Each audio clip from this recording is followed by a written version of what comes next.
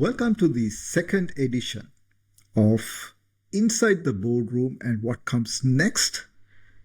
And we're going to discuss today the boardroom governance and leadership, vision and candidacy. And to have this conversation with me, I have my good friend and the former board member of ISC2 is Guy Ngambeket.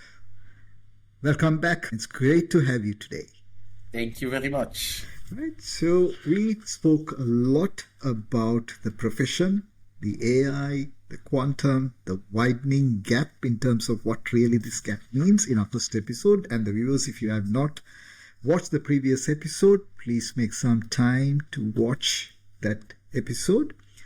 And we are going to continue this conversation and going to be a little selfish in the way we are going to have this conversation. For those of you who don't know Guy, he has served in the board in the past, in the IC2 board, and he's considering re-election.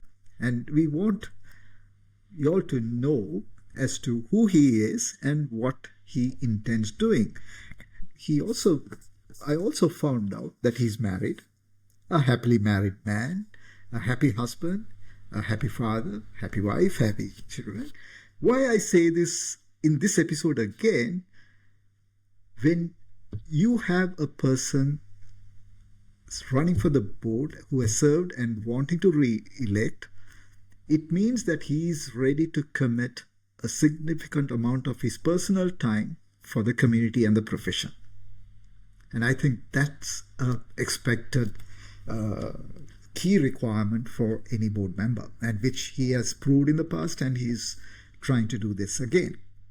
And he also served various global organizations, to name a few, PwC, Boston Consulting, and he currently serves for one of the leading organizations in Qatar. And he has worked in multiple continents, and he has worked with multiple ISC2 chapters, and I have personally met him, and I've seen him engage with the members. He always wants to listen to their side of the story all the time, not once, every single time. Even right now, just before the recording, we were having a conversation and he was very keen to understand what my views were about what the chapters are doing. So thank you, Guy, once again for being here. You.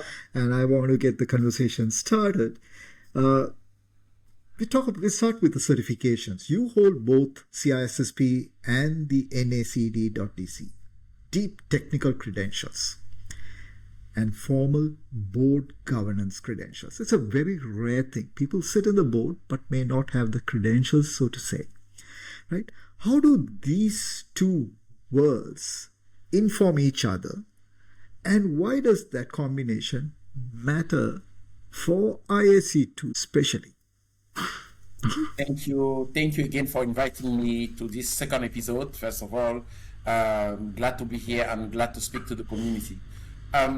So to your question, yes, I have those certifications. I have other certifications that are not listed, are not necessarily relevant for ISC2, but then if I talk about specifically CISSP and NACD, people might be surprised, but the one that is more relevant for the board perspective, it's NACD, not CISSP. Because in the boardroom, people sometimes get confused. They believe we are discussing cybersecurity topic. We discuss cybersecurity topic only on the perspective of how to govern the association and how that create value for members. So, in the last episode that we had together, I spoke about combining technical skills with soft skills, etc.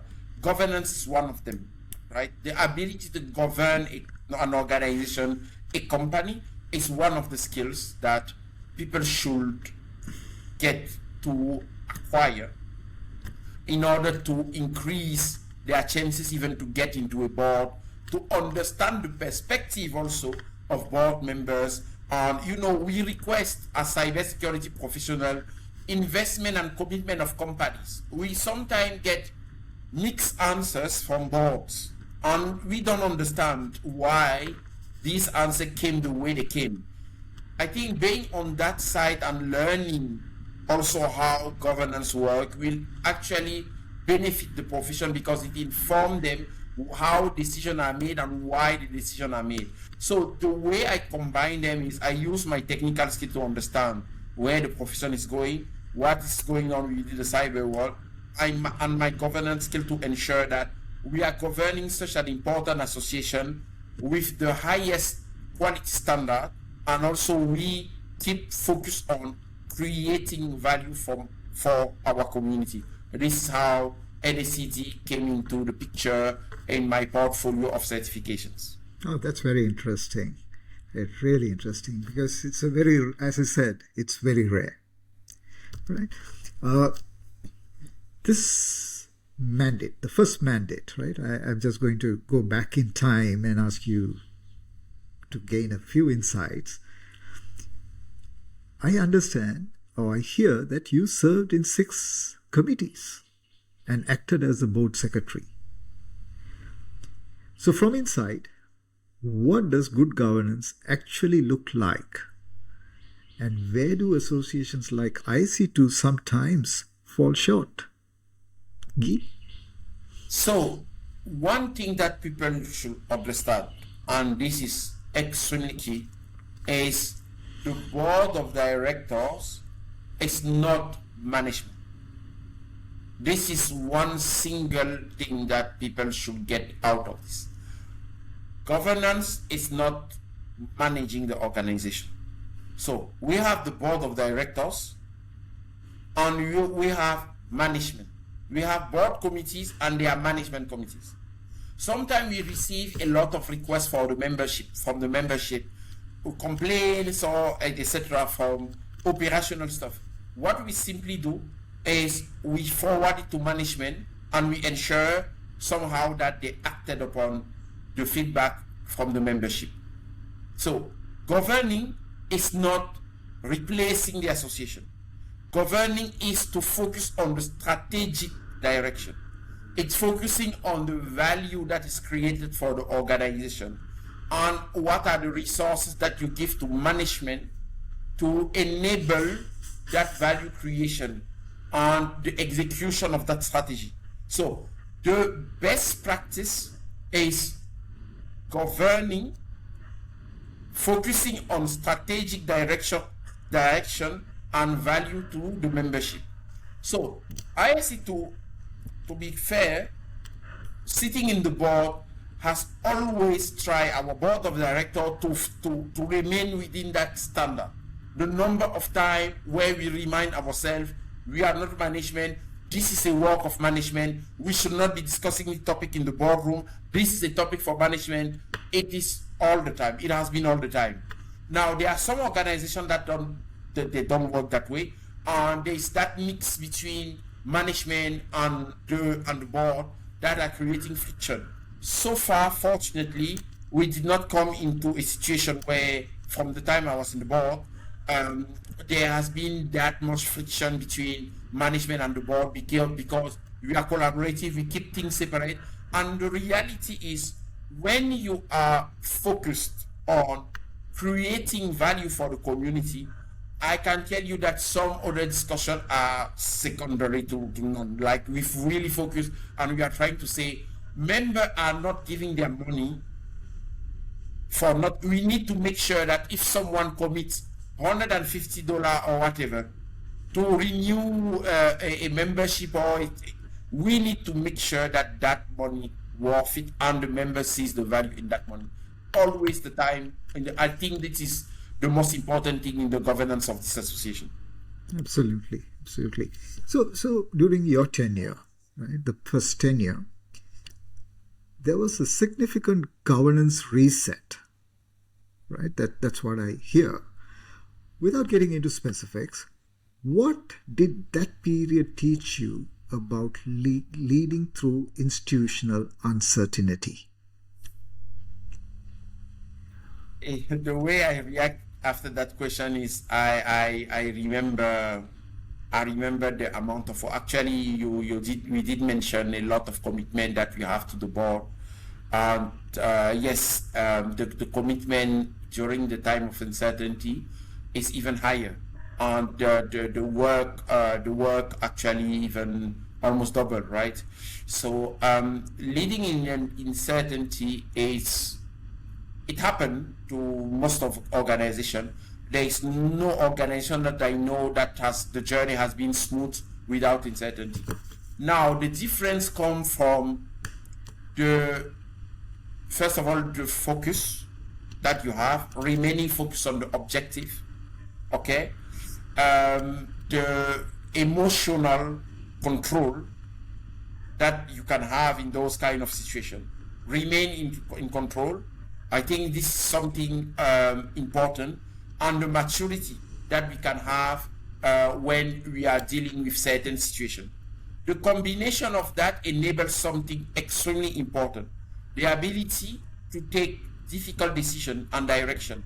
The ability to look in a direction that maybe we were too focused on one part of one direction or one way of doing things without exploring innovative ways of doing change management, right? I think the uncertainty creates sometimes sense of urgency. The sense of urgency, to manage it in a proper way, you need to remain composed, you need to control emotion, and you need to be able to take tough decision for the betterment of the association, for the betterment of the members. I think that combination makes, this is what I learned actually. I hope that we will, of course, not go through other uncertainties or whatever, I hope. But again, even if it does happen, I think the board and myself, we are prepared to tackle that.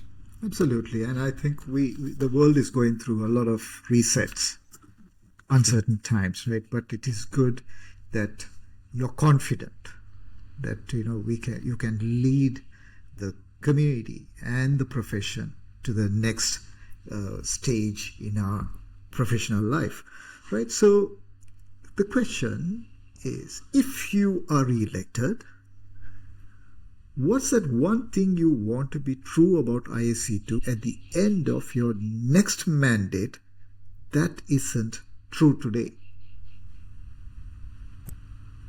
So, something that is not true today, I will maybe frame it differently. Not that is not true today, but something that must remain true is that we need to keep our certification one of the leading standard in the world, right? And we need to make sure our members remain relevant in the workforce. This is very important. The member, if you look at what the membership is concerned about now, it is mainly employability. With all the noise, the distraction and the noise that come from AI, and also a bit of reality inside, they are concerned about their employability. This is what we need to crack. This is what we need to make sure that we convey the right message to policymakers, to organizations, for them to keep investing in their people. This is, if I want to summarize something, this is the most single important thing that we need to have in mind. How to make sure our members remain employable, because organizations are getting it wrong. And you can see even some large organizations, they have fired a lot of people and brought some of them back because they realize that the promise of AI and the way it was labeled is not exactly working that way. I don't want that to happen for our membership. I want organizations to take right decision, and it can only happen if they are informed, if the policymakers are informed, and this could be done through the work of our association, and also supported by the work and the contribution of our members. Then it comes to my second point, which is chapters. How do we drive community through our chapters, making sure to keep that cohesion? And when we have a message at the central level, advocacy work, that members are our first advocates in the to the policymakers in their respective countries. that will make us stronger. I think this is something that I really want to focus on and make sure it happens in the next 3 years. Absolutely. I mean, you touched briefly about the chapters, but I would just like to ask you whether you want to expand that, because we are a global organization and the chapters in every continent, every country, right? And some countries have more than one chapters. And what's unique about this professional body is there's cultural differences, language differences, there's so many unique aspects about every single chapter. So there's so much of diversity, right? We at the IIC2, we also talk about diversity, right? So with all this diversity in play, how do you make sure the board truly represents the full membership? So, represent, first of all, in the way the board is composed, okay? The board is composed of people from all over the world. We are trying to keep a good balance, and we are trying to ensure that everyone, at least who has market knowledge of a certain area, is not driven by nationalities or no. It is driven by market knowledge, it's driven by skills that people can bring on the board. This is one. Second point is the best way to represent the membership is actually listening to them. It is listening to the membership. The board is only 13 people in the board sitting in that room, 13. Of course, there are more than 150 countries, right? And a lot of markets. So we cannot we cannot have the representation coming from everywhere all the time. However, our ability to visit members, to listen to members, okay, to communicate with them through chapters, and this is why I am still stressing one important fact. There are more than 200,000 members across the world, not even geographically in one area. To channel their concern, their contribution, and it's not only, by the way, about concern. Members have great ideas, they have suggestions, they have ideas that can actually make a difference. The right channel to convey it to the board is through chapters, then through the management that can come to the board, and if, of course, they are always free to reach out to any board member, we are representing them. I think that is the best way to represent them, to learn about what they want, what they believe. Of course, not everything that they say need to be implemented, because at the end of the day, it's an organization with resources, with strategic priorities, etc. But at the same time, we need to continue listening to them. This is why, for me, it's really important, even in the message that I shared about my candidacy, I always ask, reach out to me. There's a form in my platform website. People can actually submit questions. I will answer them. There are some members that proactively reach out to me and ask, we want to talk. I spend some hours talking to a lot of members, a lot of chapter leads, and this is how I get to know their concern. I intend to continue to do so. Absolutely. You briefly mentioned about the campaign, right? So I want you to make use of the next few minutes. Talk about your campaign page. What are you saying in your campaign? How you're going about it? I know the board elections are just around the corner. Few more days to go. So what exactly is this campaign page about? So if you could just walk us through that. So my campaign page is more about showing what I've done in the past for the board, who I am, and what are my intentions if I get re-elected. I also have a board profile that people can download. I show a bit some of the engagement that I have with membership, some representation I have with membership. But, this is not and it shouldn't be a popularity contest. This is why I am a bit sober with my candidacy and my campaign. I send messages to members and I'm asking for them to trust me.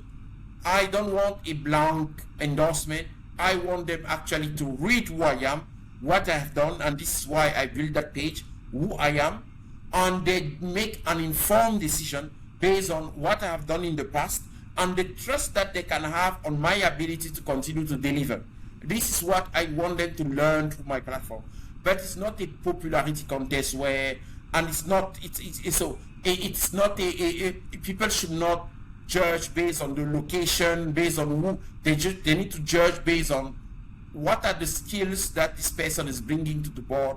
I am CISSP, I am NACD, I took governance courses, I apply governance courses, I am supporting organizations in their governance.